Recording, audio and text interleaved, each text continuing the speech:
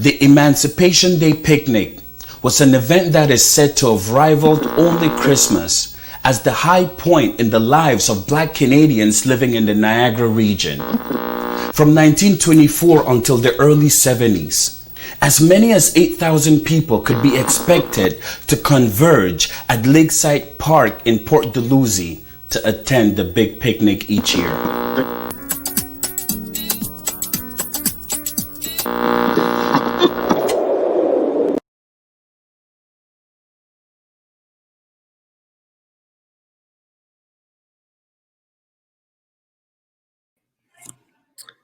Good evening, everyone. My name is Michael Chess from the First Ontario Performing Arts Centre in downtown St. Catharines.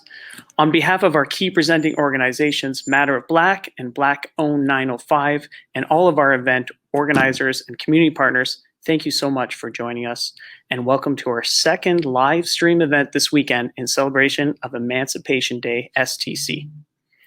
I would like to begin by acknowledging that we are on the traditional shared lands of the Indigenous peoples of Turtle Island. We offer our sincere gratitude and respect to the original and continued stewards of this land. I also hope that we are all doing our part and doing our best to be the responsible stewards of our shared lands and our community as a whole. We would also like to acknowledge that Black, Indigenous, and people of color have been marginalized for centuries, and it is our collective responsibility to take action for a better world free from racism and oppression. As a cultural hub, we are grateful and proud to continue to grow our positive community partnerships with so many talented and enthusiastic people and organizations to help in any way that we can. On that note, I would like to hand things over and get tonight's event started. Before we collectively view the documentary It Takes a Riot in its entirety and the post-screening panel discussion, I would like to first welcome the film's co-producer and professor from Brock University's Social Justice and Equity Department, Dr. Simon Black.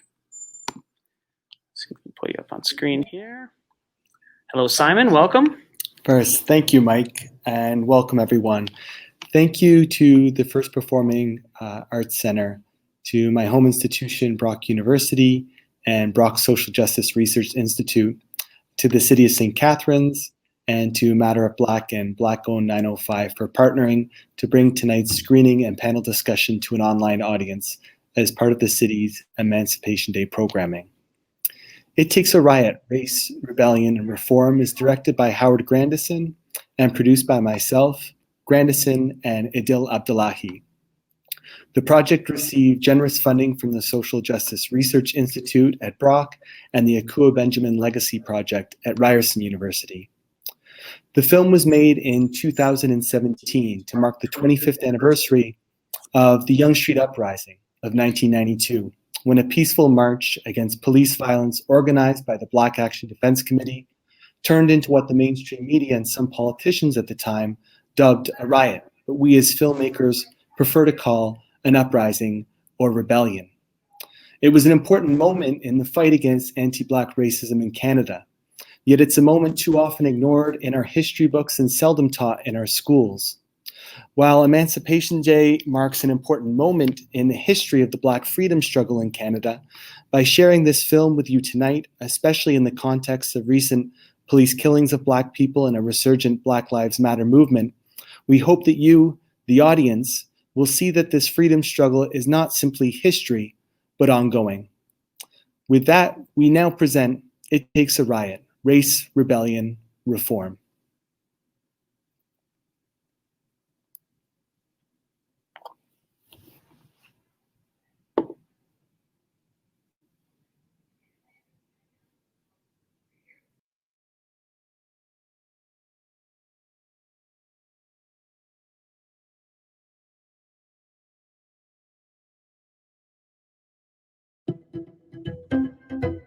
In the news tonight, violence is not the way. Toronto's black community condemns the spree of vandalism that turned Yonge Street into a sea of broken glass. Is there one story here, or are there two?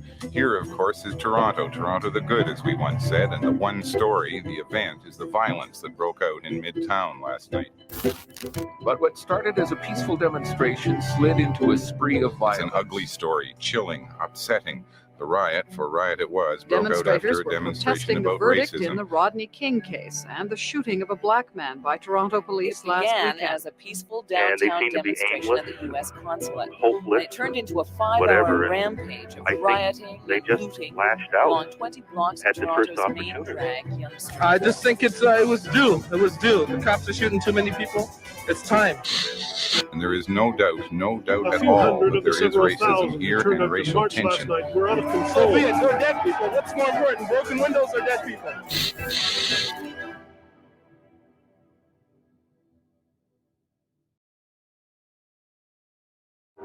Give us a place to stand and a place to go, and call this land Ontario, a place to live for you and me, with hopes as high as tallest trees.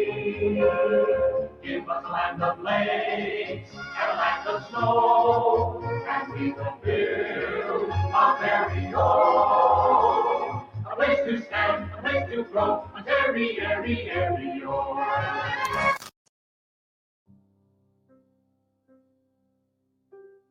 In the city of Toronto and perhaps across Canada, we like to project the image that we are the most diverse city in all of Canada and the world. We are the city that welcomes immigrants and refugees. That we are one of those liberal democracies that really embraces notions of human rights, human dignity, equality. And the language that was used at the time is that Toronto is a sort of peaceable kingdom, referred to as Toronto the good, the city that works.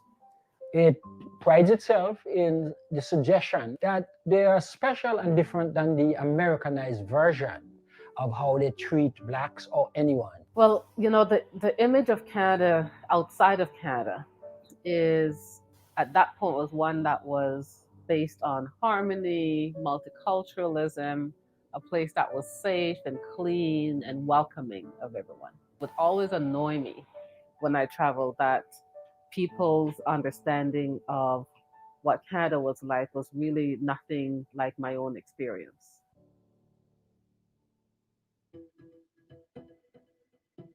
So that you have a sense that the history of Blacks' race issues is a recent phenomenon when it is not. So we were essentially invisible. We were the silent lot. In a city like Toronto, you have movements that had to be formed in order to make changes to policies by institutions. So the demands of the community were just falling on deaf ears over and over and over, no matter who the government was at that point. During that period, we began to see a spate of police shootings of Black men that began to kind of galvanize the community. The one that I recall that really sparked a huge movement was the killing of Buddy Evans. Buddy Evans was this young Black from Nova Scotia. And he went to this club called the Flying Disco, which was just on Queen Street, just a little way west of Spadina. Police were called into the altercation. Buddy died at the hands of the police, and it sparked a huge movement in the city. It was felt that at least somebody in Ontario had to be listening and hearing and seeing what we were feeling and experiencing. I mean, we were not in some kind of alternate reality. Black Action Defense Committee became known as this front organization for taking the Black community's demands to governments, to the streets, to the people. Probably my earliest memory of anything connecting to Bad C, I do remember my parents taking me to a demonstration when I was really young, and it was about the murder of Albert Johnson by the police in his home. I remember people walking through the street and chanting That shooting by police, Albert Johnson was sitting in a park and he was approached by the police. He went to his home, he was followed. He was shot in his home in front of his daughter. And we started to look at the structural problem. We were having problems with immigration, with housing, with employment. And we start to formulate how do we respond in a dignified manner. We would have demonstrations outside of police headquarters, outside of police stations, making our demands quite known to the public, to the society, that this behaviors of police shootings and brutality towards Black men and women had to come to an end. Bad seed comes in around the time when the police became more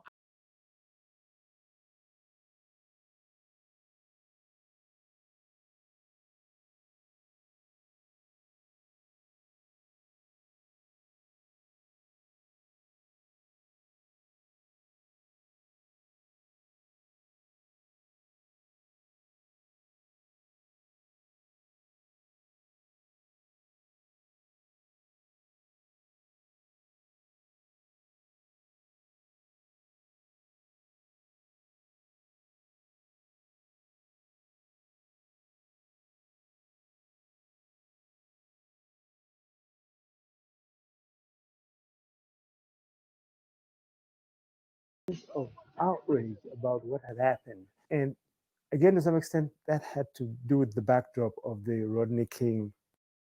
We pay attention, we see what's going on in the US. So when Rodney King happened, it influenced and emboldened some of the way we were seeing and analyzing our existence here in Canada. Now that you're having cameras that are capturing live on tape, people being beaten, Black men, Black women being beaten by the police, seeing the burning down of LA, seeing these things on the news. common thread that ties the global Black world together is the #1 confrontation between us and police.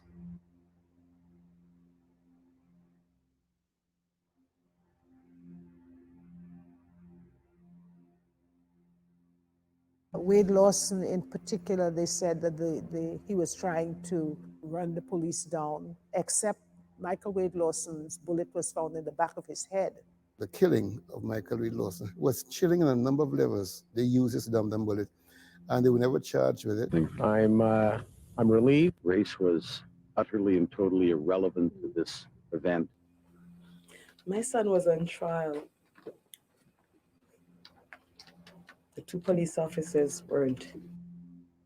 Raymond Lawrence, all you're told is that he was running down. The image you have is some blind alley, and having done something, and the police was running after him, and the police shot him because he was afraid for his life. The killing of Lawrence, I think, in some ways just triggered something that reminded people of all of those other shootings. We'd be angry, you know what I mean? Like, because these are real people, like people that people hung with, people that people knew, you know what I mean? These were just faces on, on a button or something that happened far away. The bodies of Black men should not be seen as targets simply because of who they are. Because when we look at the representation of youths that have been shot in this province, in this country, we are largely overrepresented at the end of police bullets.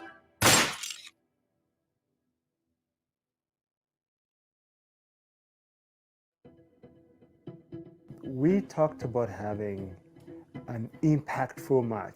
We had met the night before where we strategized about just what we were going to be doing, where the fact that we were going to be doing the march, who was going to be speaking, who were going to be the marshal. Massive turnout. The police was always lied to the community. We are justice-loving people. The media was there, they were covering it.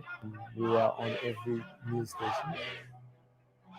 At some point, we were prevailed upon to move on. What we were talking about really was that we would go and occupy space, go into the major intersection of Yonge Street and Bloor Street to shut the city down. We are not ready to move. This system is not going to continue to terrorize the visible minorities, to terrorize the Black community, to intimidate and put our young men in jail. We will not condone the injustice justices of the courts of Ontario.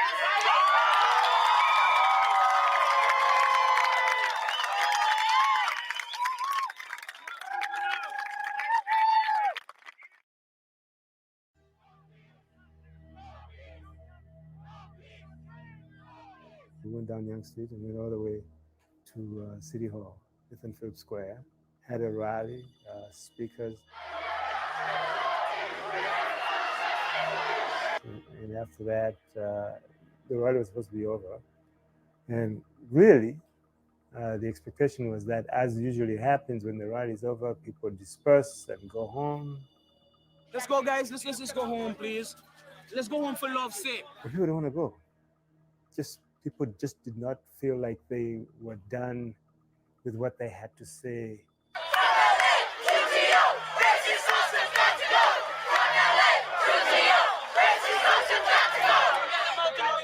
How can they pass? Remove this. Stop the horses. Stop the fucking horses. Where are we supposed to go to the... I got separated from the group at one point. And before I know it, we just saw a whole group of horses come in and really beginning to barricade people in a particular area. You could see the fear in people's eyes. Looking back at that, that was very scary. And I could tell because I was in the ground looking up at a lot of the horses' bellies. Trying to get out, and there was no way anybody could get out because there were so many horses that were around. Let's get these people off the street first. As the first thing, let's get them out. Let's get them out of the street. I don't want to be there talking to while black people are out there being hurt. I was 7 months pregnant, so it was very easy for one of those horses to really hurt me really badly. And then we actually marched back up again, and it really is on the way back up again that all hell broke loose.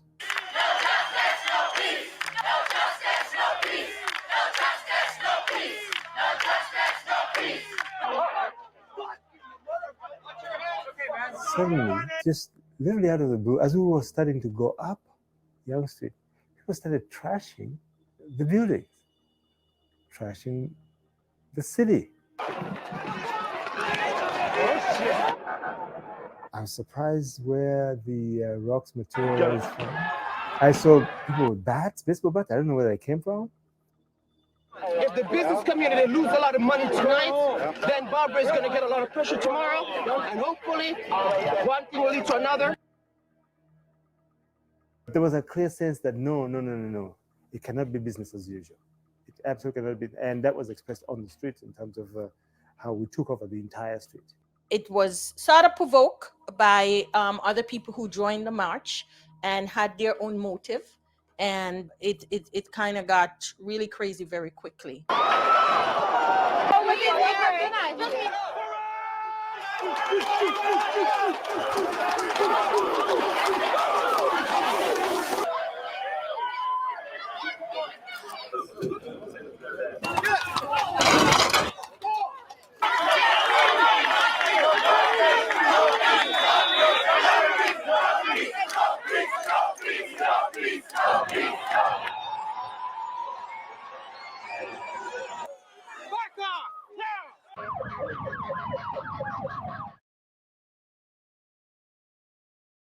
I saw a young lady sitting in the street, and I went to pick her up. She was Dawn Roach. And I picked her up. The police, the same horses that come, I remember it came galloping up at us. And one guy threw me on the ground. I was halfway up against the pavement, the canal. My face was jammed up against there. And I did something silly. I said, "Officer, do you enjoy your job?" I don't know what was in my mind to ask him that. I don't know if maybe a sense of humor, maybe he might have one. He sure didn't. I remember us going back to Batsy and just trying to call people as much as possible to figure out who was there. This was not the day of cell phone. So it's not like you could call people immediately. You were trying to make sure that people were not in jail. That night, I was in a cell not a holding station, and there were about 15 at least, maybe as many as 20 other young white kids, some from Montreal. And I remember one of the now that we played with, he had been beaten, and I began to sing songs, Go Down Moses, and he was singing, jumping and dancing to keep warm. Our commitment was to nonviolence and all that, so I was about as surprised as the next person. But I identified with the kind of rage that was being expressed by people. Well, I tell you, I don't have match, but I certainly don't have water. They had to hear us. They had to respond somehow. Soon after that, there was a piece that we had written called, with my group Nubian, called Blackout. It's a blackout to put the fact out as we crack out the cell, jail, hear the new blacks tell the tale. The pebble roll gathered dust and got bigger. The pressure on the trigger lit a fire under former niggas. Down on Young is where the drama begun.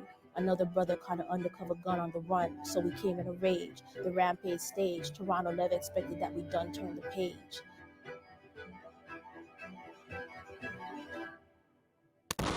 Cleanup on Yonge Street begins. But questions persist. How do we prevent a repeat of last night's rampage? The provincial government responded in a way that was fairly substantive. It was very close to the events themselves that the announcement was made that I would conduct some kind of study into race relations. A lot of organizations that were taking place, whether community organizations, arts organizations, educational organizations, as well as political and social, being brought together to these tables for this report. And the things that people had been speaking out about and organizing in their own neighborhoods or communities for years. And I remember personally being one of several people sitting around the table having conversations and talking about the experiences of our community and what that was like as a Black person. People were angry, and they set out 2 or 3 overriding themes to me. One was the sense of a Black community under siege. One was a sense of a police force and judicial system that was insensitive, abrasive, and antagonistic. And the other was an education system which was failing top to bottom to recognize the diversity in society and to reflect it. First, what we are dealing with at root and fundamentally is anti-Black racism.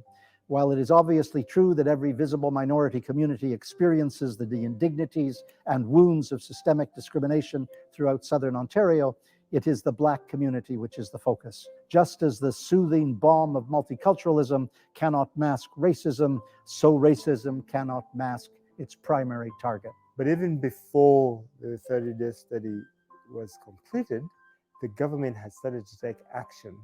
So there was a whole ton of real activity in government around these issues that had not happened previously.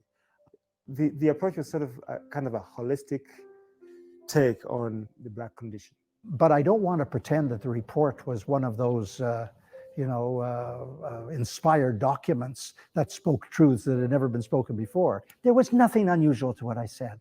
It wasn't profound, it wasn't searching, it wasn't probing, it was so bloody obvious. It was really through the struggles of Black Action Defense Committee why the Stephen Lewis report came about in the first place. So, we were central to the consultation that was being done at the time by Mr. Stephen Lewis. How could you not do something? You had to do something. You couldn't say X, write a report, submit it, we're going to put it to the legislature, and then nothing happens. No, that's not possible. You've got to do something. But my feeling is it's always so modest. The meetings with government officials and politicians only go so far. They listen, they hear.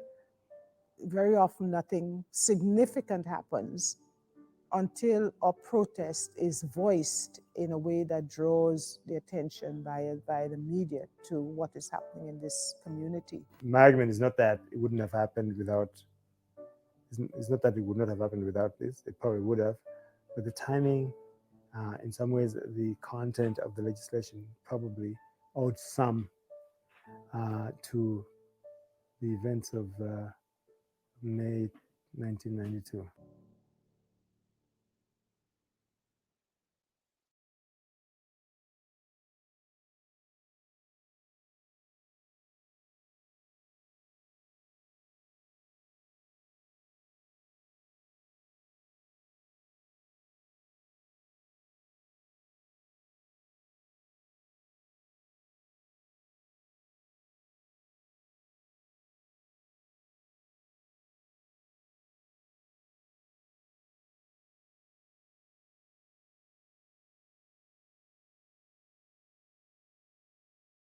Two weeks ago, I got a phone call from the minister in the present Ontario government who is in charge of multiculturalism or anyway, in charge of the anti-racism secretariat.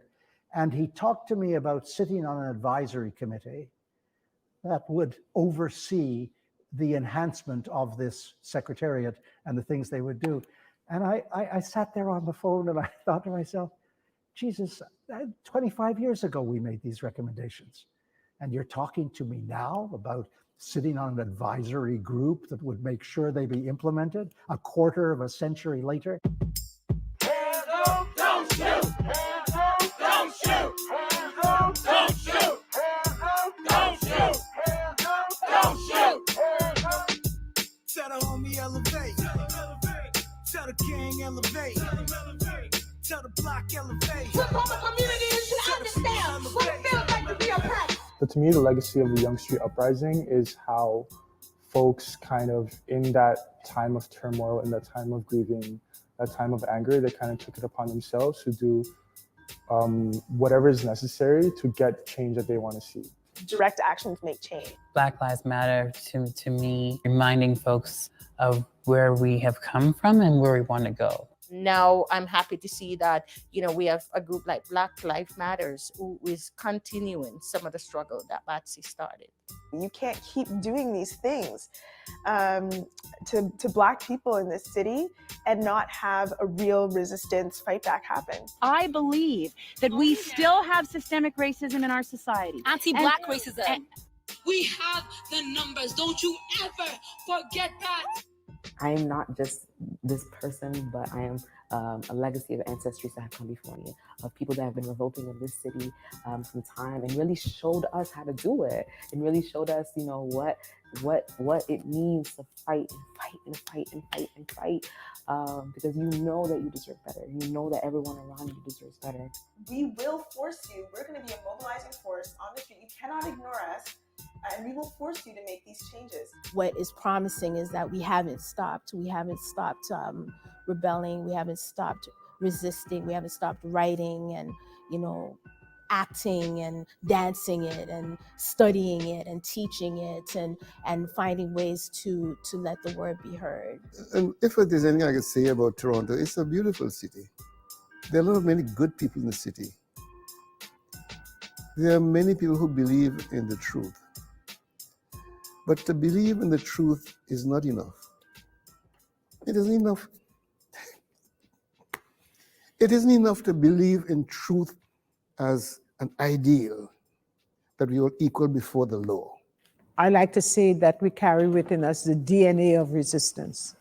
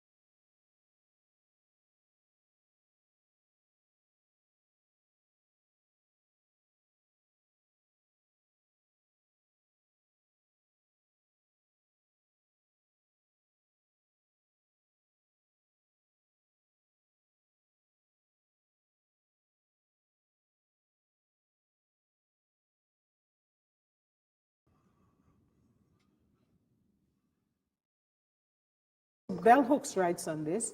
Bell Hooks has a text on revolutionary love. I like to teach from that. So this work, what it does, again, for me, it's a kind of dialectic.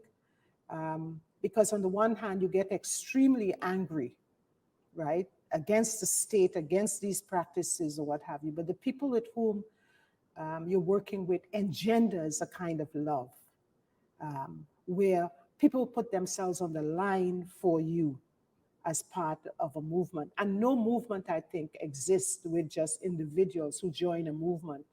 I think there's a real welding of people coming together to stand up, but people who have your back, people who are going to walk with you arm in arm in the street.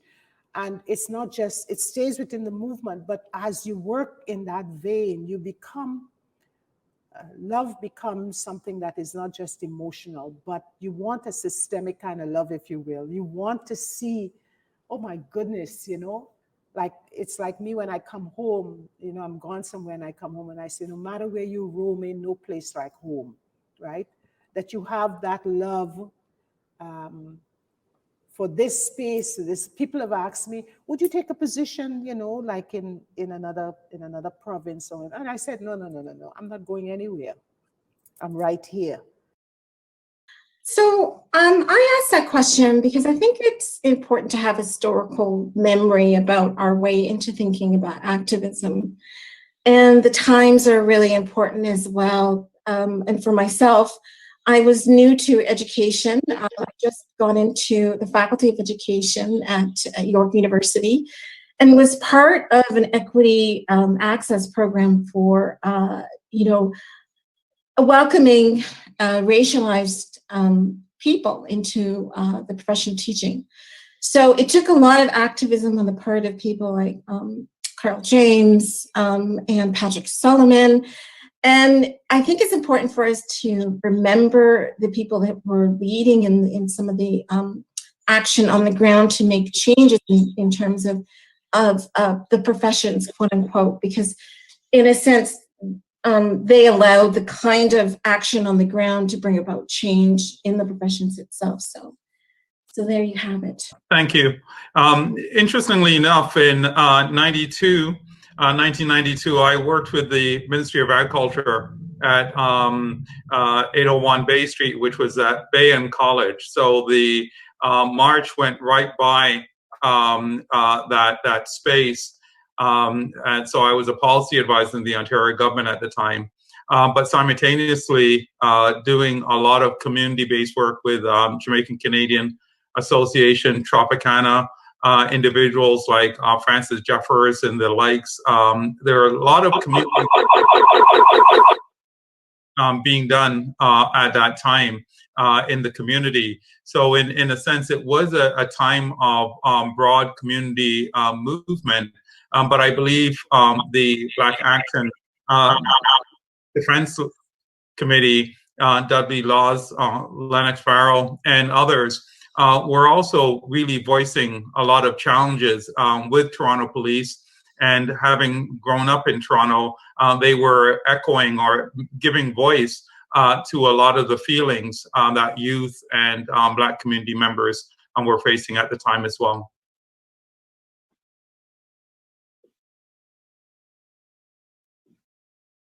Lennox? I can speak at this time? Yes.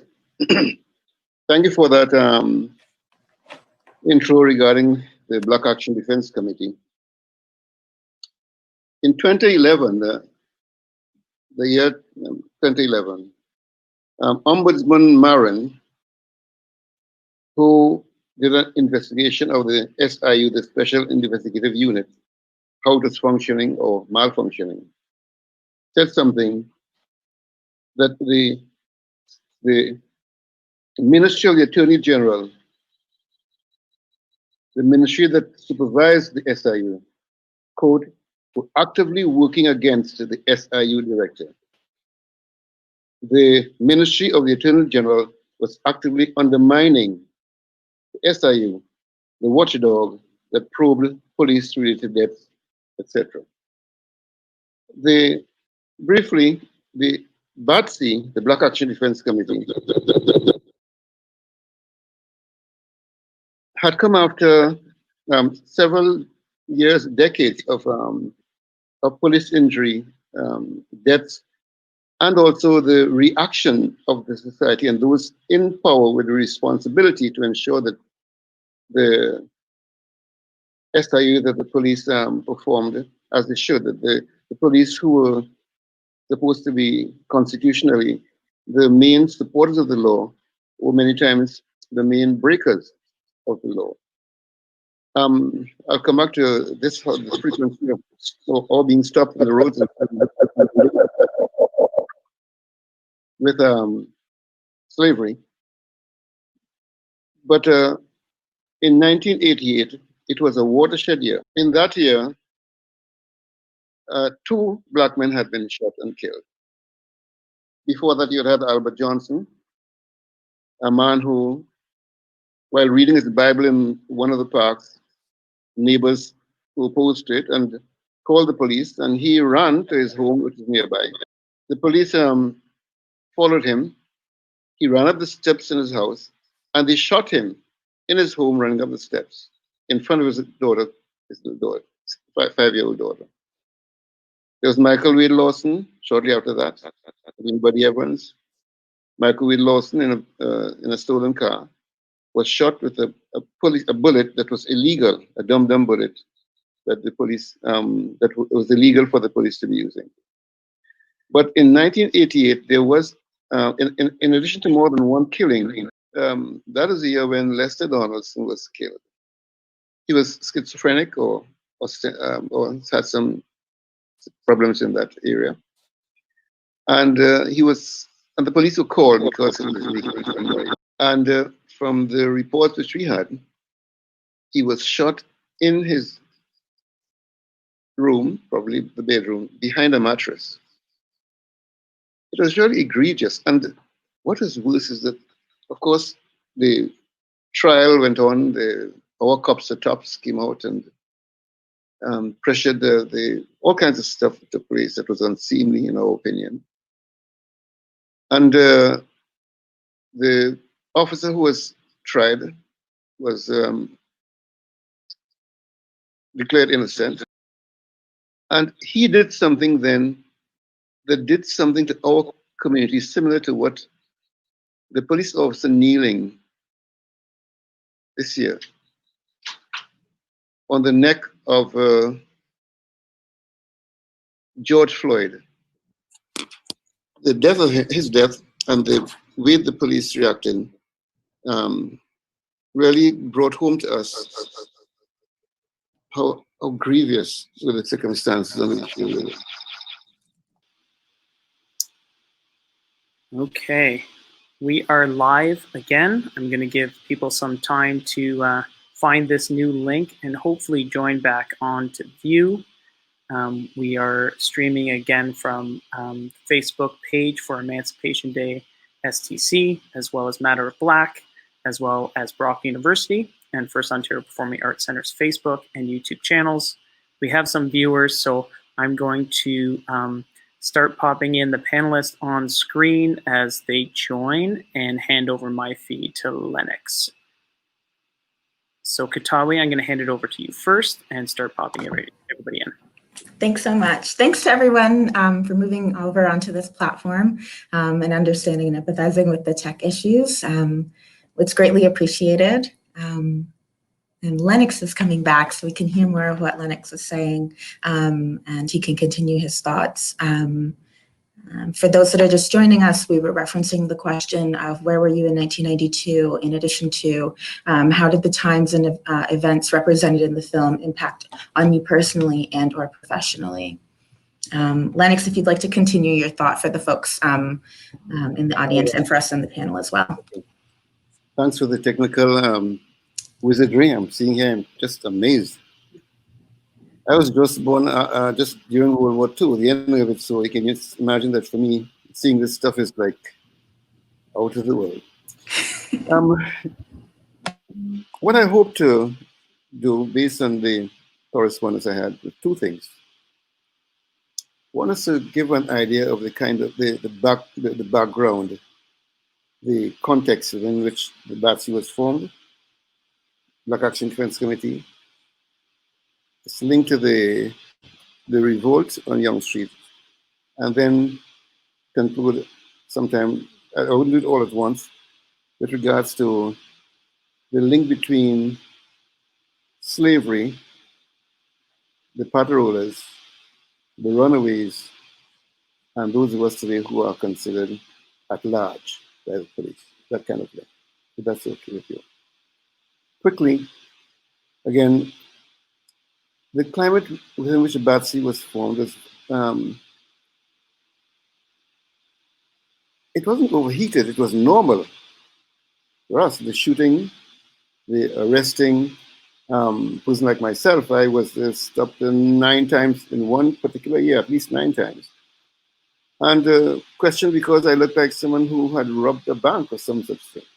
And it really got to me to think that when the police saw me, they didn't see a professional teacher, they didn't see a writer, a parent, a married person, a person who grew with parents who expected the best of us. At age 15, my parents had us reading Dostoevsky's Brothers Karamazov, that sort of stuff, because they wanted us to feel a sense of great value to ourselves and to the world in which we live.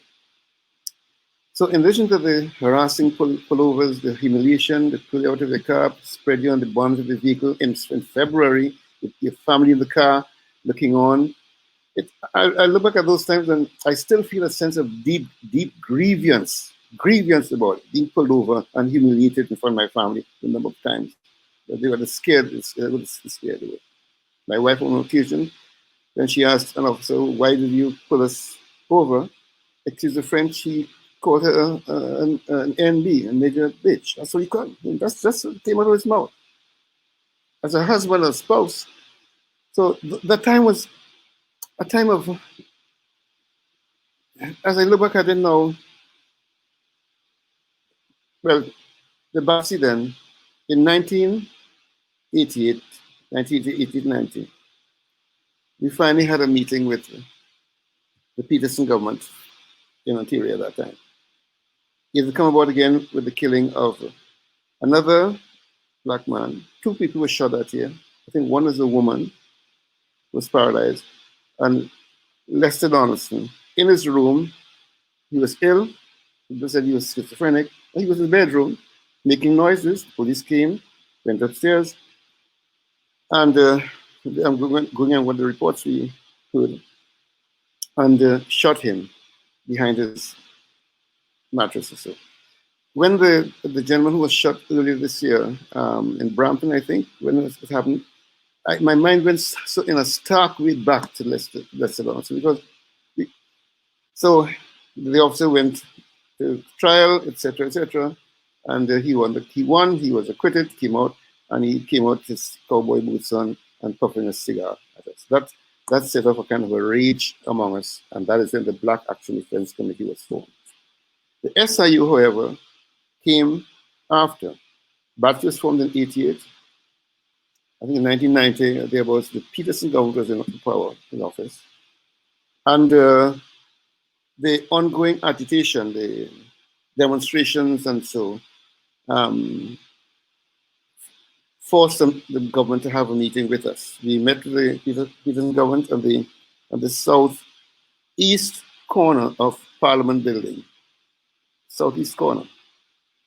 And I cannot remember seeing a table, a very long table, long mahogany table, at least about 8 to 10 feet in length. And we sat at one end of the table, and the only documents that were on the table were our documents. People like Charlie Roach, Cole Benjamin, etc. And the Peterson people, they didn't sit with us, they stood up. They stood on one end of the left side of the table, and we sat. And they proceeded then to take concerns, and then the SIU, the Special Investigative Unit, was formed.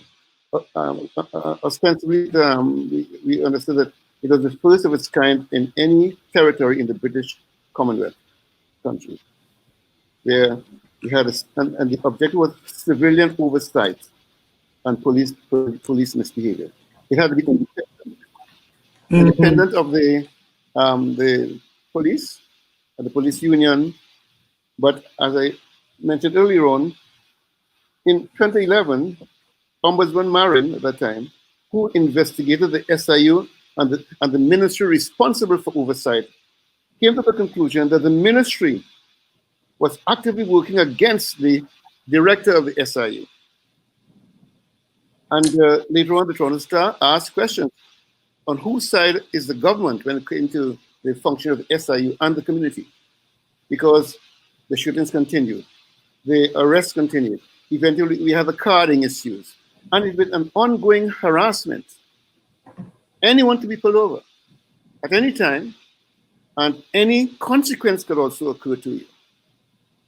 My wife was charged falsely with shoplifting in one mall in the west end of Toronto, but she wasn't charged for shoplifting there. The police said she had shoplifted 2 weeks before, 2 Sundays before, at another mall in Scarborough. So here she was, arrested in this mall 2 weeks later for shoplifting, accused in another mall in Scarborough. Well, the police miscalculated, because the Sunday when they said that she had done that, she had been at a banquet on the Danforth, and 88 people could testify that she was there, including a priest, the bartender, she didn't use alcohol, you don't use alcohol, and 2 provincial members of parliament. We sued the police, and they were forced to compensate her. But she fell ill, and short her teaching career. I still feel sense of deep grief when I think about that. I wish she'd blame me sometimes, because I didn't run for election. I've been advised by a city councillor who knew me, we were NDP, to run for election and have a public profile of where I stood, things like drugs and that kind of stuff. And so that's when the Bobbery government came in. I got 9,000 votes. I didn't win, but the police in my neighborhood, when they passed out, instead of saying Lennox, they said, "Oh, Mr. Farrell." That's the kind of childish behavior by people who carry guns. And we're seeing a lot of that today, which I think definitely actually begs into the next question. So I think, providing. So that is where the SIU was formed, and but I can the Bobbery government came in after, and under Stephen Lewis, brilliant and very thoughtful man, tried to implement some of the provisions which the SIU would have had. The Bobbery government was out of power shortly after. They would get a lot of resistance at other groups, because among the things that the investigator of all this, Stephen Lewis, said, he discovered that there's a new kind of racism, anti-Black racism, because among the other groups who had been there, who were themselves suffering from different cultural groups, community groups, they were turning against us, saying that we were getting special treatment. We were already getting special treatment from the police. Bobbery government fell out of power, and we had then the Mike Harris government. And I'll finish on this point and come back later on to the other points I mentioned. Mike Harris, when he came in, one of our major challenges with Bobbery and letting institutions aware was the number of our young people. There was what's called the classroom, the prison pipeline. So from the classroom to the prison, because of the detention of young men, Black men, etc., etc. And we always thought it curious that when Mike Harris came into office, he didn't attend to any of those issues at all. But he built in Canada the first not-for-profit prison on Canadian soil, Penitentiary.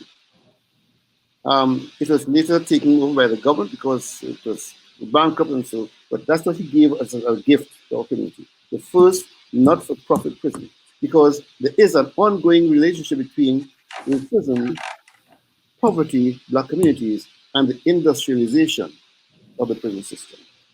I'll stop at that point and come back then under your direction. Thank you so much. I want to actually pull from that and move on to one of the other questions that I think a lot of folks might be able to provide some insights to, especially given the themes that you brought up. Toni Morrison explains that racism has a goal of distraction. And that was some of the themes that I noticed from what you were saying. So I was wondering if other folks as well could speak to, in what ways do we see this narrative presented in Canada? And by this, I ask, how does distraction play in dialogues around racism and anti-Blackness in Canada, whether that be you pull from the film or your work? I think that that might be really insightful.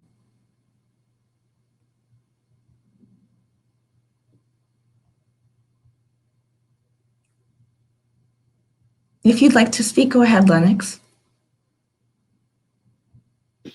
I'm following your cues. New to me. I'm trying to go ahead. Should I continue on the same vein, or? Absolutely. If you think, and if you think that you want to tie to aspects of how.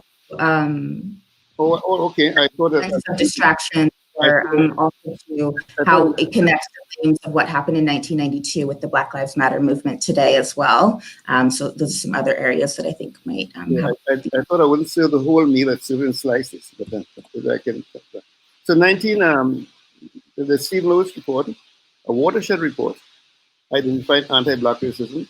That had come on the heels of the uprising that took place on Yonge Street. That is the beating of Rodney King. And a young man had also been shot recently by the police. So those two things coincided. I forget the young man's name. He was shot in an alleyway. The police said he came at them with a knife. There were no witnesses. And the SIU had become really, with all respect, a lapdog for the police services. They could do what they wanted, whatever was done there. So they have the revolt, and many of the issues continued. Deadly laws came to pass.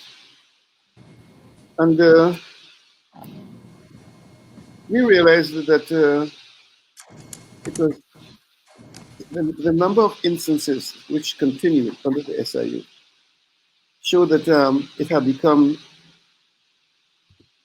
an arm, not for the community, but of the, I'm not saying it was for the police, but of them, because it couldn't we couldn't get the kinds of expectations that we hoped for. The stopping started, the carding came through, and the ongoing thing, and the destroying of lives all over the place.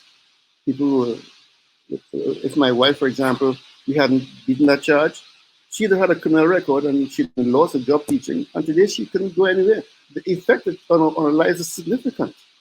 When you were stopped by the police, anything could happen to you.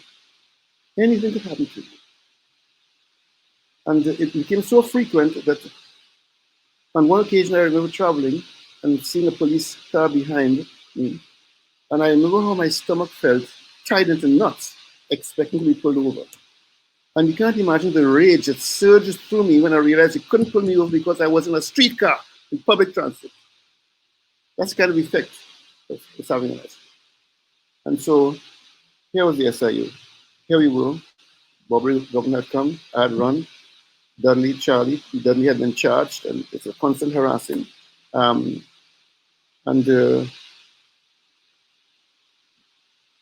Black Lives Matter.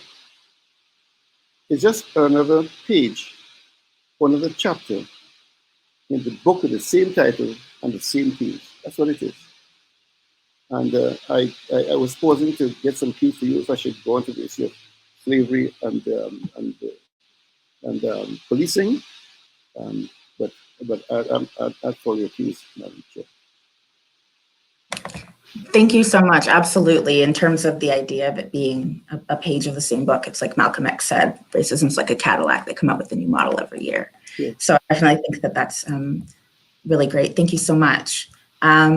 For some folks specifically in the Niagara region, I'm wondering, what are the ties between anti-Black racism, Black history, because St. Catharines even specifically was one of the last stops of the Underground Railroad. What are some of the ways that you see those things interwoven here with activism, with how you felt when you viewed the film, the dialogues that are happening here? If some folks would like to speak on that.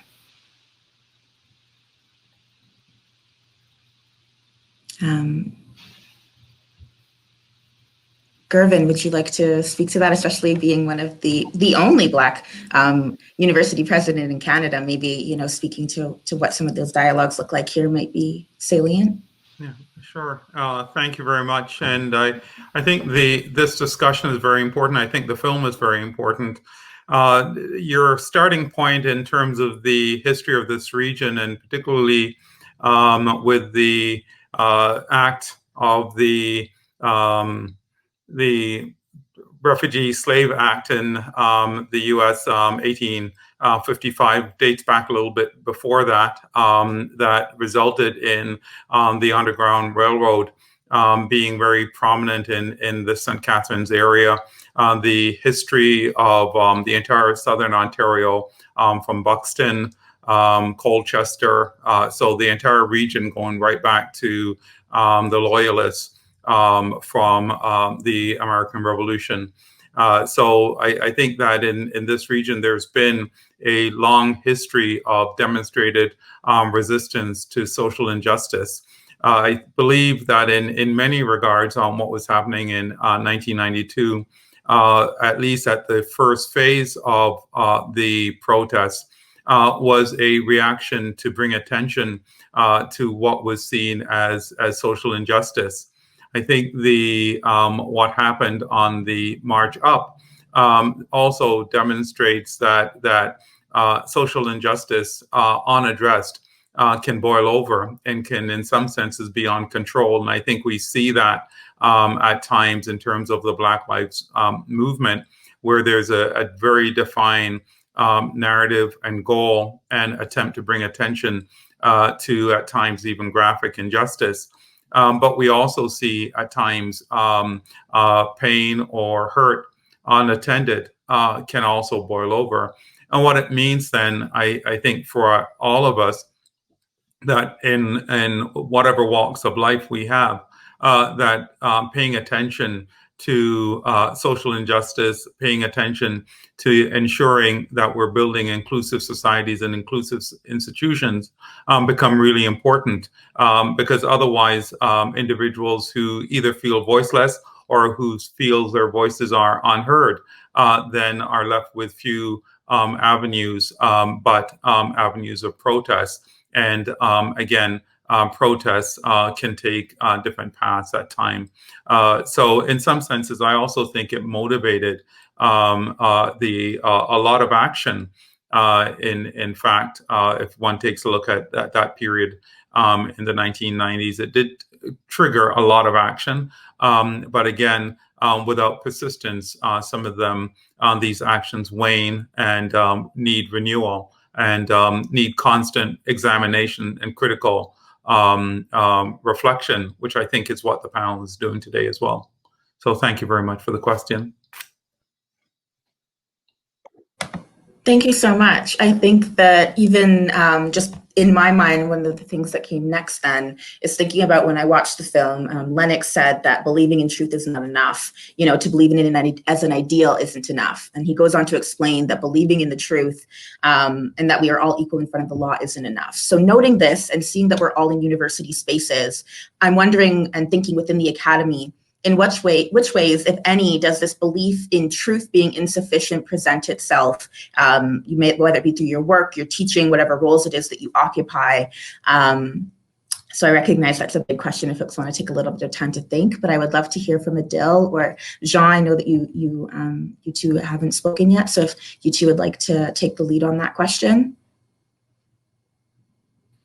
I think, thank you so much for asking. If maybe you can just sort of narrow that down for me, are you speaking sort of in the context of research and scholarship, or just sort of like in general? Because I think when I hear what Lennox said, there are a few things that come to mind, most certainly. I think first and foremost, we can look at this particular political moment, pardon me, that being the pandemic and as well as the killing of George Floyd, that of Regis Korchinski-Paquette, DeAndre Campbell. And what we see is, anyway, at least in my institution and many institutions across Canada, is that A lot of institutions are saying that they're now sort of thinking about anti-Black racism, are committed to anti-Black racism, have said, in fact, that they've been speaking and addressing the issue of anti-Black racism for some time. However, Black people aren't new in the context of Canada. I think that certainly Gervan spoke to that, and Lennox spoke to that as well.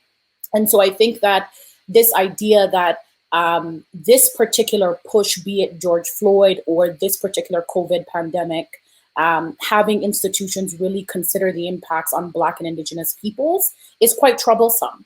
And so when I think about that, and I think about these kinds of sort of statements, commitments, or, you know, whatever that they're trying to do in relation to Black people, I think that you know, my research and my work focuses on Black people particularly, and I think that when we think about how many Black people are working in institutions, what are the conditions while they work in those institutions, what are the levels of success and promotion within those institutions, what does that look like in the context of research, in the context of who gets certain kinds of funding, in the context of how promotion works, in the context of how we are understood as collegial or not, what kind of material or pedagogical practices that we have in the classroom. These are all related to truth. They're all, for me, related to and always connected to anti-Blackness and the impacts of that, not just within the classroom, but certainly within the community. And so the issues for some people, that what the idea of believing in truth, like what Lennox is saying, is some people acted like seeing what happened to George Floyd is new. And it's not. Because we watched here in Canada, in Ottawa, Ontario, we watched Abdirahman Abdi get beaten by Officer Daniel Monteson, actually on TV, right? We also watched the video of Andrew Loku here in Toronto get shot in less than 21 seconds, specifically by Andrew Doyle, the Toronto Police Service, right? And so there are many other cases like that. So the fact that we know the health conditions of Black people, we know the housing conditions of Black people, we know sort of the economic disparities for Black people, we know racism happens, we understand over-policing. In fact, again, both Lennox and Gervan both gave us sort of the history around the past laws and slave laws and how all of these things are connected, right?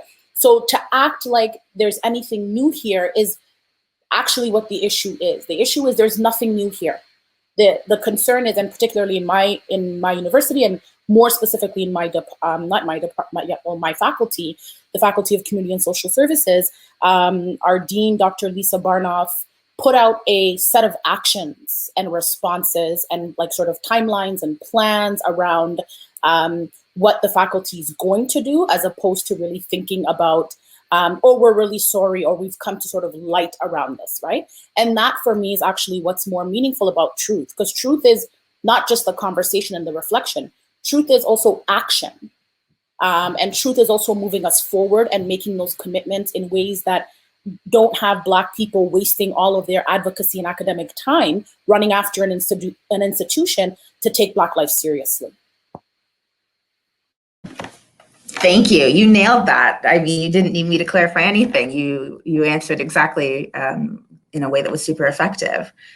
Jean, Simon, did you want to speak to that or add to that in any way? Yeah. If I may just add in a couple of ideas, I think our institutions like universities and colleges can be very instrumental in showing how things have been going on, how there is nothing new, especially by comparing comparative approaches, looking into what's going on here and there, the globality. If you look into what's going on in the global world, you will notice that anti-Black racism is almost the same in any country, all the world, be it in Middle East, be it in the Maghreb, be it in Africa, I mean, Southern Asia, be it in North America and South America, it's always the same, nothing new. So what can be done is that academic institutions can help with showing those trends and pointing to what's going on, what's not working, adding race-based data collection and interpretation. I think that's something that is very important. And also members of the academia, especially members of Black African descent, can be very helpful by linking with the community, as what Rodney said, grounding with the community for knowledge exchange. Community have a lot to teach, and academy has also lots to teach and lots to learn. Let's say the new Africana Studies program that we are going to start at Brock this semester could be, I think, an ideal place where to explore those important ideas and connect with the community. Thank you so much. Simon, did you want to speak to that question or any of the previous questions that have been asked? Sorry. You don't have to. I'm just wanting to ensure that everyone gets opportunity to speak. No, I did see that people who are watching had a question about the context of Black history in Niagara and the erasure of Black history in Niagara. And I think there is something that's illustrative of that erasure, the contemporary Black history and of anti-Black racism in Niagara. If you go down in downtown St. Catharines to Geneva Street, you'll find the Salem Chapel BME Church, which was built by formerly enslaved peoples. This is where the legendary Underground Railroad conductor Harriet Tubman worshipped throughout the 1850s and planned her raids that brought so many more people of African descent north to freedom.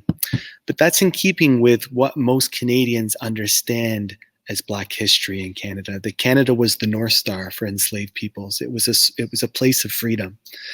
If you go down into the basement of that church, what you will find is a museum that looks and explores the struggles of Black Canadians in St. Catharines and the Niagara region, really from Emancipation Day onwards. Struggles against anti-Black racism in the labor market and the workplace, struggles against racial discrimination in housing, struggles against anti-Black racism in the school system, and so on. Most people visit that church, and I think it's a metaphor for how most Canadians think about Black history. Most people visit that church and they stay on that main floor and they see the bust of Harriet Tubman. But if they go down below into the basement, they'll see that the struggle against anti-Blackness, against the dehumanization of Black people in Canada does not end with Emancipation Day. In fact, it carries on. And that's what I hope our film, It Takes a Riot, Race, Reform, and Rebellion illustrates, that the struggle against anti-Black racism is not something that's historic, but the Black freedom movement and that struggle is very much ongoing and it's very much present. And I was happy to see so many people, a multiracial crowd of people march in early June for the Black Lives Matter rally in Niagara. So I hope we are turning a corner as far as allyship amongst non-Black people and the recognition that anti-Blackness is still something that shapes the lives, the experiences, and the opportunities of Black Canadians and of Black people in Niagara. Can I add something to the context that was just mentioned on 2 points? One is the history of the Niagara region, St. Catharines in particular, with the Niagara region. And I think the narrative and the outline, I live just a couple streets away from the church that Harriet Tubman went to. So I think a very iconic location. But also in St. Catharines in 1812, a part of the war time period that becomes really defining for Canada. Pierrepoint, for example, formed a significant Black militia that fought alongside General Brock along with Tecumseh from the Indigenous communities as well. And I think it's important for Canada, for Canadians, to be able to recognize the broad context of historical contributions of Black Canadians to the shaping of Canada. The question that was raised by my colleague at Ryerson, which I think is a valid one in the sense of what has changed. And in some senses, I think it's correct. Some things have not changed. But in 1992, I became a part-time instructor at Ryerson. And at that time, I can think of how many Canadian universities, I know there were at a number of Canadian universities Black professors, but not many. Today, I'm on the line with so many professors either looking at Black studies or Black professors and the likes. I think one thing that's really changed in Canadian institutions is that those individuals who are looking at Black studies, looking at Black issues, those individuals who identify as Black professors as well, have obligation of being a voice for many of the individuals who were on the street in 1992 who did not have that voice available to them. And as a result, then, I think much as was being said in 1992, a wide range of individuals across the community served as a voice. Today, individuals, I'm a president of a university. In 1992, there were no Black presidents of a Canadian university. So I think that we have to make sure that those individuals who are either from the community, have sentiment, care about what's happening in the community, care about Canada as a whole, that we are all then as a resource to be able to lend our capacity to build the kind of society that people say they'd like to see. And the question is, now we need to act in making that truth be realized. So it's not sufficient. I agree with Lennox. It's not sufficient to either say or know the truth. It's a necessary condition for us to act on the truth. Thanks, Gervan. I think that's a really important point that you share. I guess the only thing that I would add is, what does it mean from 92 to now, from the point where you spoke about you first being within the institution and now you being the only Black president in 2020? And so when we're thinking about the marker of what we're assessing and what we're looking at as moving forward, or what that kind of success means, or that the role for Black people within the academy should be, to quote you, to give voice to things that happened in 92, et cetera. I guess my invitation, or my thinking, and certainly I'm not a university president, I've certainly not been in the academy for as long as you have, but my question is, one, what are we measuring and marking?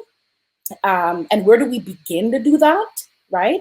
And then my other question is, what does it mean for Black people and Black scholars and Black researchers to be consistently, quote, being the voice to those moments of crises, right? So to those moments of pain, quote unquote pain, to those quote moments of slavery and marking and so forth. Like, if that is also my only role in the academy, then I have other questions then about the markings of success and what I'm to do within the academy, right? And I think about, for example, some of my white colleagues who write about things like dancing all day long, right? So when I think about freedom and emancipation, that's what freedom is for me. Freedom and emancipation is also not only being in a role where, one, I am still the only one, right? Where there's only a few people, where still, to this day, while I'm glad that there's some Black professors who are easily getting tenure, moving up in those places, that is not the reality. I'm going to speak specifically for Black women, for Black queer and trans people, for Black Muslims and Black people at many other intersections, right? Black people with disabilities. So again, if we're here talking about emancipation and freedom, to quote my good colleague at U of T, Dr. Ronaldo Walcott, it is a long emancipation, but I want us to have these tenuous kind of conversations that bring out better texture in what we're saying, right? Bring out texture from then to now, right? Talk about the fact that, yeah, absolutely, What does it mean to have an entire research program that is actually looking at death and pain and abolition and undoing the very institution where, yes, my brother, you are a president in, right? So if we talk about emancipation and we're talking about freedom, I also think it's important that we kind of speak using the same kind of taxonomies or logic, because my freedom is one, to not have to be always doing that work, right? My freedom is also not celebrating one or two. My freedom is not starting at an extremely low baseline and being happy that there are few of us. And my role in the institution is to undo it, right? And so I think about that consistently in my role as a Black woman in the academy and what I'm doing in that space. So I think I'd just like to also insert that sort of in conversation with what you've shared. Yeah, I wouldn't mind reflecting on that, but I see Lennox would like to go ahead, and I surely would want to wait. Oh, he's got a technical consideration. So I'll speak in the interim until he's available to speak. I also see that Dolana also has her hand up, just to note as well after you're done, Gervan. Okay. What I would say is that so why don't I talk about a few statements of obligation, at least in my mind. One obligation, I think, is personal, is that I have an obligation not to be the only or the last Black president. I think as scholars, you have an obligation not to be the last. That means then that there's a generation of individuals who are looking towards you for inspiration and are looking towards you to ask, how do you maneuver through these challenges, yet continue to contribute in your field, which could be any field, and yet also maintain a connection to a community that needs your social capital. So in a sense, there is a conflict. And I also don't believe that one needs to necessarily feel themselves to be called upon to be the expert or the representative on all issues at all times. Not sure what just happened there. But what I would say is that it's important then that we all make sure that we maintain our capacity and maintain our hopefulness for the community as well in that respect. I'll stop there. Thank you so much. I see that Dolana has a hand up, would like to say something. So go ahead, Dolana. Right. So I think this is a really good conversation. For myself, I just want to say that without the political advocacy of other educators, I wouldn't be where I am right now. So I mentioned at the beginning, where were you, 1992, I was making my way within the profession of teaching when there were a majority of white, female, middle class young women. And as a racialized Black woman, it was a very difficult process to make my way within in this profession.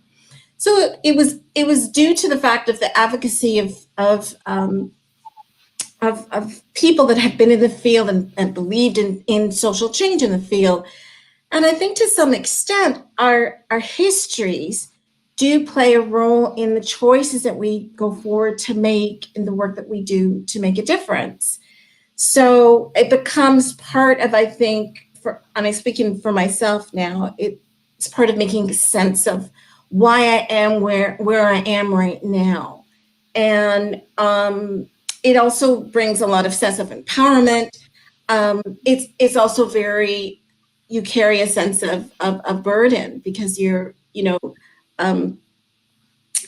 sort of carrying this trauma, as you said, this exclusion, as you mentioned, Idil, which is actually very true. I didn't mention trauma at all or exclusion, just to be clear. Those were not my words. And I know you and Gervan are kind of sort of, I don't know, like pivoting towards that way, but that's not actually what I mean. For myself, not what I mean. Because for me, exclusion include trauma. My apologies. My computer is dying. It needs to be plugged in. Okay. It's dying. It will go off the air just shortly. Sorry about that. Thank you for letting us know, Lennox. And you have it plugged in somewhere. Thank you for letting us know. Let me just finish my point, because I think this does work its way into the history that we bring as individuals, as scholars. For me, it is based on trauma. It is based on exclusion. It's based on the fact of my own social political geography, coming from South Africa, being born there, coming as a refugee, without any choice of my own, but my parents were escaping, the confines of living in South Africa at the time.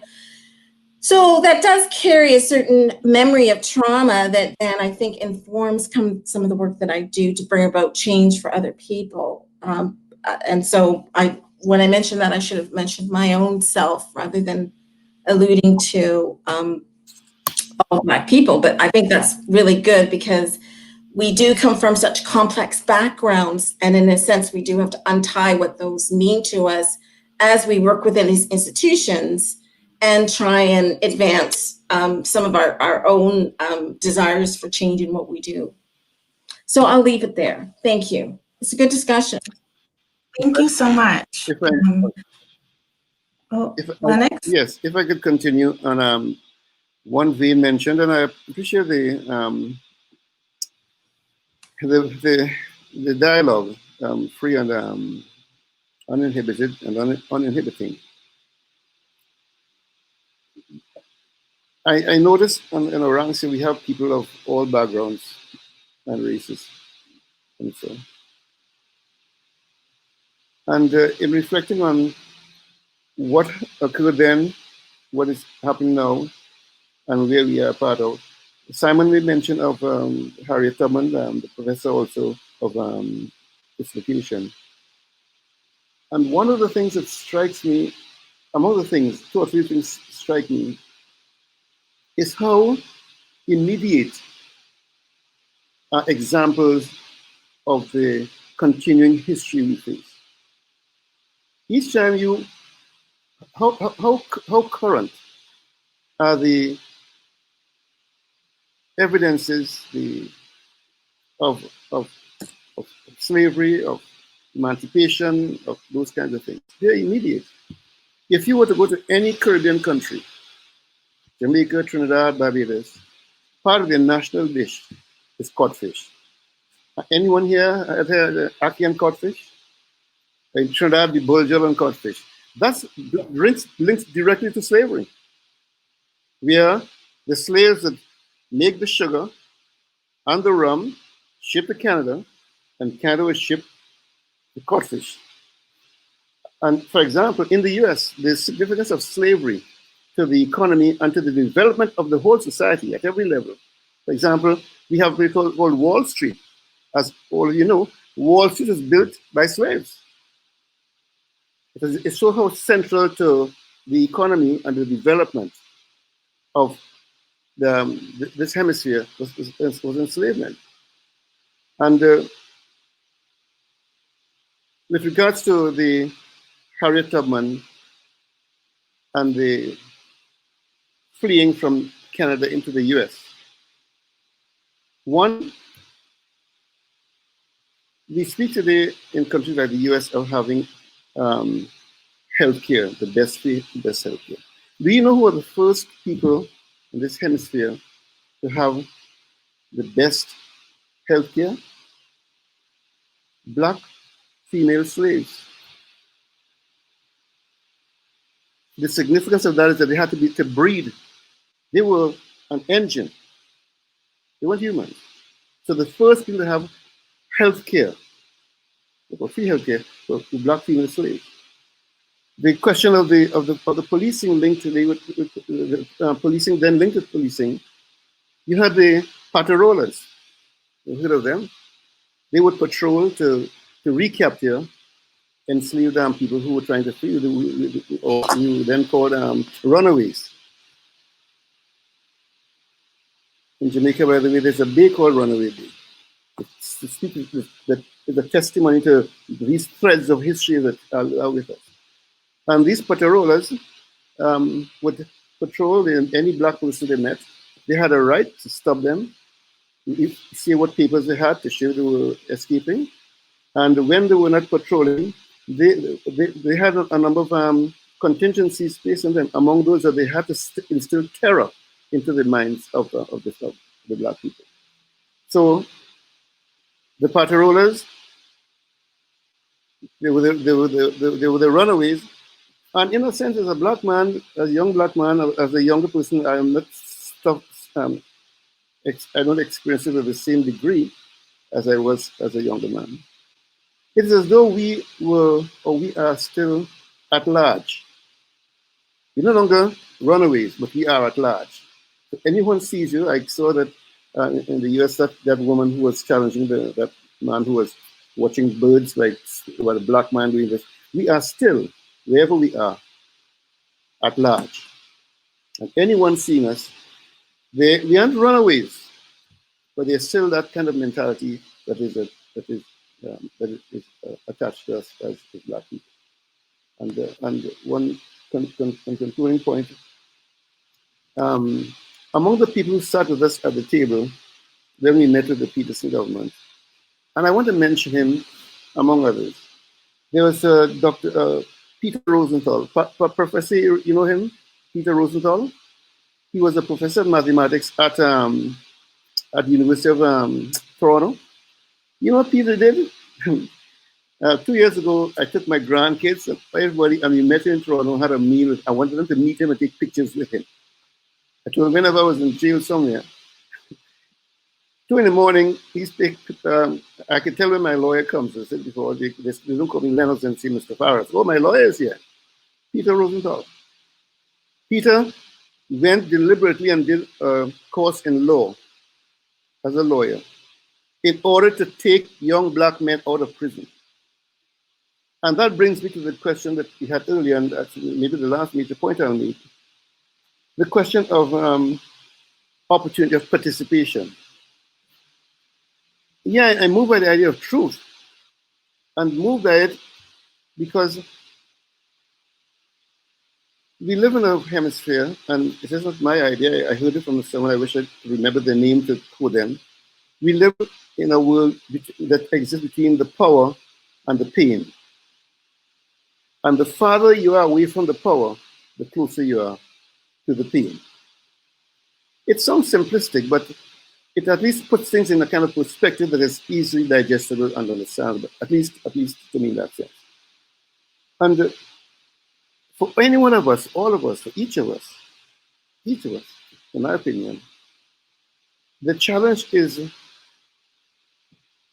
as I tell my grandchildren, as you live your life, don't go looking for opportunities to do better. Be the opportunity needed to make the change. Don't look for that opportunity. Be the opportunity. Wherever you are, you be that person. The power, the pain, to move people more to the power and away from the pain. And so, as I see the array of individuals here, I feel a deep sense that of a sense of encouragement, and a sense that when we got together with Batsy, people like Dudley and Charlie and Peter and Nakua and so, they're quite ordinary people. But we eventually forced the government, the Peterson government, to come to the table with the SIA. I will stop there. As I get older, I talk more than I should sometimes, so I have to be reminded to talk. Thank you so much. I really appreciated that. And you actually touched on a couple of the questions that I wanted to ask but didn't get to, so I really greatly appreciate that. I know that, Gervan, you had a couple final words that you'd like to add, and then we can move into the close. This has been a really great panel so far. Thank you, everyone. I think Lennox's statement it really sums up a core point for me. And Lennox, you may not know this, but we're just ahead of the class of Francis Jeffers at University of Toronto. And Francis Jeffers and my brother Al were there too. So, and that means that some of your work and leadership inspired them, and they inspired me, and so on. And I think the point being said is that we each, in our own action and in our own deeds, have an opportunity to inspire others and be that classic statement, the change that we're speaking of in that regard. And I think that everyone on the panel, in all the comments they've made, inspire others. And I think that's how we create new possibilities despite challenges. And that's, to me, is where what gives me a sense of hopefulness. So in some senses, this is maybe a long time coming. So for my brother Al, when I told him that you were going to be on, he said, thanks. Here it is. I'm telling you thanks 40 years later. So, yeah, I will. Thank you so much. And thank you to all of the panelists. I know Idil had to leave early, but I really appreciate her insights as well. So I would just like to thank everyone for speaking, and I learned a lot, and I'd love to hear actually more about what everyone has to say. So you might be getting emails from me on the side for further conversation. I definitely will be emailing you, Lennox. So I greatly appreciate hearing and learning from each of you. And for folks who were just joining us or unable to catch the panel, there will be a recording available for review.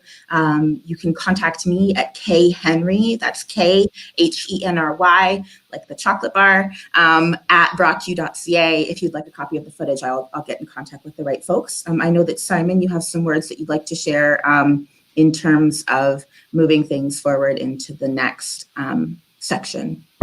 Yes. Well, first of all, thank you, Kattawe, for doing such an excellent job moderating and for navigating those technical difficulties with such grace. I know I would have not been able to have done that. So thank you. For folks who are watching from home, there's a second screening. We'll be starting shortly at dusk in the backyard of the First Ontario Performing Arts Centre of It Takes a Riot, Race Reform Rebellion. It will be followed by a screening of Wilma, which is a documentary about the late, great Wilma Morrison, who was really a custodian of Black history in Niagara, with an introduction from the director of that film, Ayo Adewumi. So I would encourage folks, if you're in the St. Catharines or Niagara area, to come down, bring a blanket, and join us behind the PAAC on St. Paul Street. And thank you all to the panelists, and thank you again, Kattawe. That's you too, Simon. Thank you. Thank you. Take care, everyone.